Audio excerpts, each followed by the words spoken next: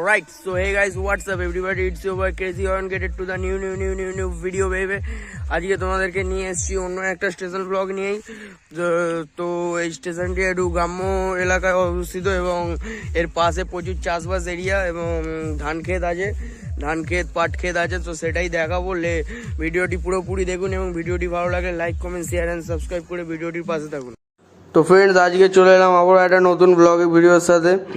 আজকে এখানে দেখাবো একটু চাষবাসের ভিডিও, একটু গ্রাম বাংলার পরিবেশ এবং কিছু মন্দির, একটু ভোলেনাথের মন্দির, কালীনাথের মন্দির দর্শন করাবো তোমাদেরকে। অবশ্যই আসবেন, এই জায়গাটায় ঘুরে যাবেন। খুব ভালো জায়গা পিকনিকের জন্য অ্যাকচুয়ালি। এখানে সাইডে পুরো মাঠ ঘাট করা আছে, এখানে এসে পিকনিক করতে পারবেন। তো চলো দেখানো যাক আজকে ভিডিওয়ে কী দেখলাম, কী করলাম এখানে এসে, সেটাই তোমাদের সাথে শেয়ার করব। আশা করছি তোমাদের সবার ভালো লাগবে। ভিডিওটি পুরোপুরি দেখো এবং ভিডিওটি ভালো লাগলে লাইক কমেন্ট শেয়ারটা সাবস্ক্রাইব করে দিও এবং আমাদের পাশে থেকো যাতে চ্যানেলটা আরও খুব তাড়াতাড়ি গ্রো করতে পারি। তো আজকে এসেছি হাওড়া থেকে আমতা রুটেরই একটি স্টেশনে। স্টেশনটির নাম হচ্ছে মহেন্দ্রলাল নগর, দেখতে পাচ্ছেন মুন্সিরহাটের পরের স্টেশন এখানে।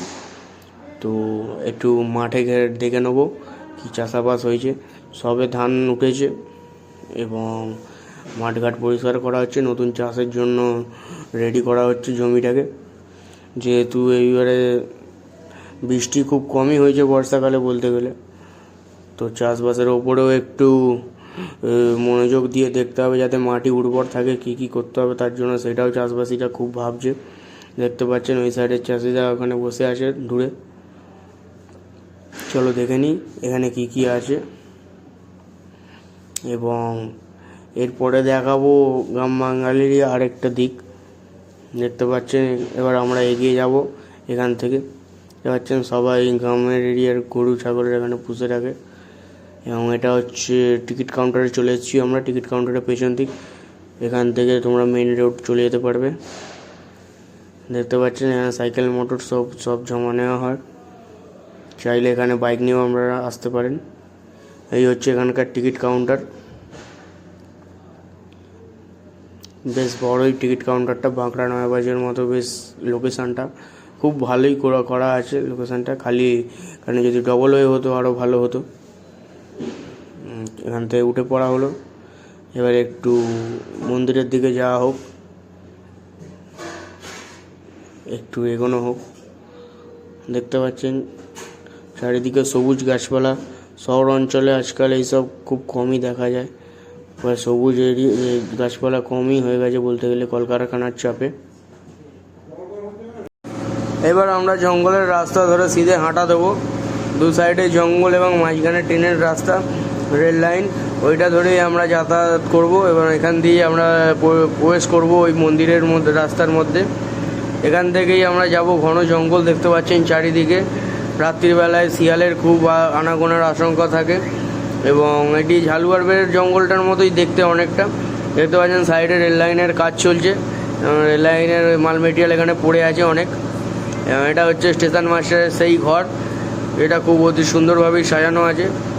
এই সেই রেলওয়ে গেট, এই গেটের পাশ দিয়ে আমরা যাতায়াত করব, গ্রামের ভেতরে ঢুকবো এবং গ্রামের ভেতরে ঢুকে ওই দুটো মন্দির দেখাবো আপনাদেরকে। আপনারা অবশ্যই আসুন এবং এই মন্দিরটা দেখুন। মন্দিরটা পুজো দিতেও আসবেন, সপ্তাহে 2 দিন এখানে পুজো হয়, সোমবার আর শনিবার ঘটা করে খুব পুজো হয় যাগযজ্ঞ করে। এবং আজকে ওই 2 দিনের মধ্যে একদিনও নয়, বেদিনে এসেছি, ওই কারণে মন্দিরটা ধোয়া পোঁছা করে একটু পরিষ্কার করা হচ্ছে। ভিডিওটি দেখলে আপনারা বুঝতেই পারবেন আশা করছি।